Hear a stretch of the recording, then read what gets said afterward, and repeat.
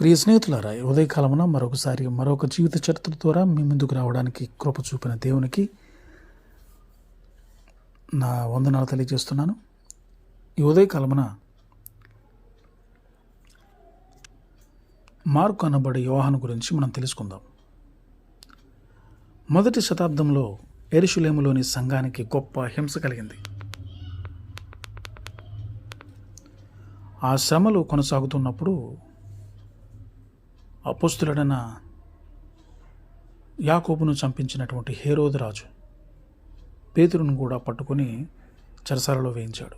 అయితే దేవుని దూత ద్వారా పేతురు ఆశ్చర్యకరమైన రీతిలో చెరసాల నుండి విడిపించబడగా ఆయన మార్కును మారుపేరు గల యోహాను తల్లి అయిన మరియ ఇంటికి వచ్చారు. ఆ టైంలో విశ్వాసులు అక్కడ కూడుకొని ప్రార్థన చేస్తూ ఉన్నారు. మార్కు గారి గురించి బైబిల్లో మొదటిసారిగా ఇక్కడ ప్రస్తావించడం జరిగింది. ఆయన గురించి బైబిల్లో కొన్నిసార్లు మాత్రమే చెప్పబడినప్పటికీ దేవుని దృష్టిలో ఎవరూ కూడా అల్పులు కారు. బర్నబాకు బంధువైనటువంటి ఈ మార్కు గారు పౌలు అలాగే బర్నబాల యొక్క మిషనరీ ప్రయాణంలో వారితో పాటు కలుసుకొని వారికి ఉపచారం చేయవానిగా ఉన్నారు. అయితే వారు పంపూలియాలో ఉన్న పెర్గేకి వచ్చినప్పుడు మార్కు వారిని విడిచిపెట్టి యెరూషలేమునికి తిరిగి వెళ్ళిపోవడం జరిగింది. ఈ చర్య పౌలు గారిని ఎంతో నిరాశపరిచింది. అయినప్పటికీ వారి తదుపరి మిషనరీ ప్రయాణంలో మార్కు గారిని కూడా వెంట తీసుకువెళ్ళాలని బర్నబా తలంచినప్పుడు పౌలు దానికి నిరాకరించారు. దాని ఫలితంగా చివరికి పౌలు గారు అలాగే బర్నబాలు గారు కూడా ఒకరిని విడిచి ఒకరు వేరైపోయారు.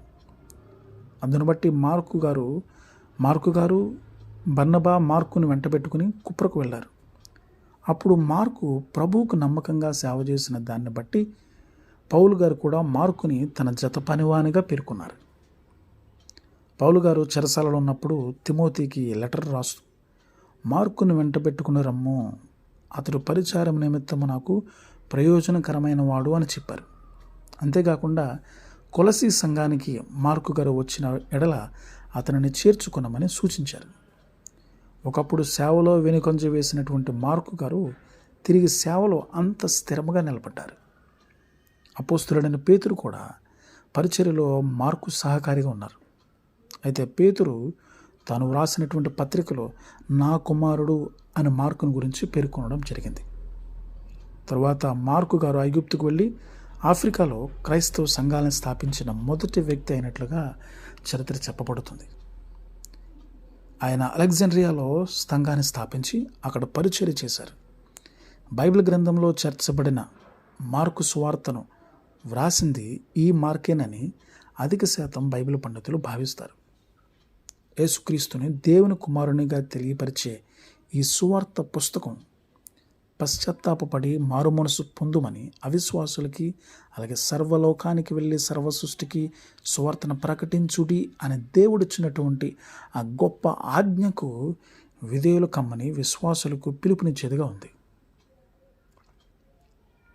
ప్రియ స్నేహితులారా,